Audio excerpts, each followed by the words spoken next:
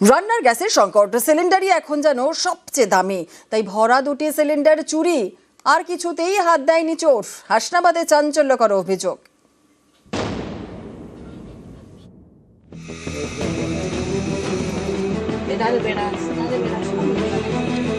বাড়িতে মাসখানেক ধরে কেউ নেই, একেবারে ফাঁকা।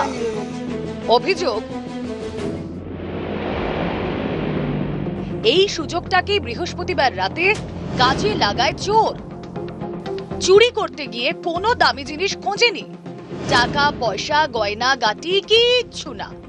এখন যা খুব দামি শুধু সেটাই নিয়েছে।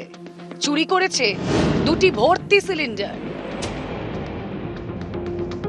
গ্যাস সিলিন্ডার ছিল দুটো ভর্তি, ওরা ব্যবহার করিনি, রেখে দিয়ে চলে গেছে।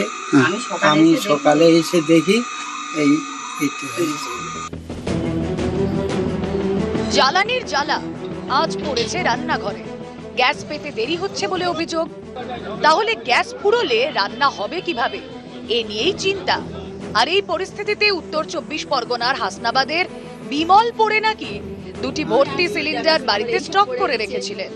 তিনি কাজ করেন তামিলনাড়ুতে, পরিবার নিয়ে সেখানেই থাকেন। ফাঁকা বাড়ি দেখাশোনা করেন তার আত্মীয়রা, তারা কাছেই থাকেন। এক আত্মীয়র দাবি, শুক্রবার সকালে দেখেন বিমলদের বাড়ির রান্নাঘরের দরজা ভাঙা। চোর নাকি কিচ্ছু নেয়নি, নিয়ে গিয়েছে শুধু দুটি ভর্তি সিলিন্ডার। আমাদের তো দাদার বাড়ি, আমি প্রত্যেকদিন দেখাশোনা করি। দুটো গ্যাস সিলিন্ডার ছিল ভর্তি, তা সকালে এসে দেখি চুরি হয়ে গেছে, তালা ভেঙে। হাসনাবাদ থেকে অনুপম সাহা, নিউজ 18 বাংলা।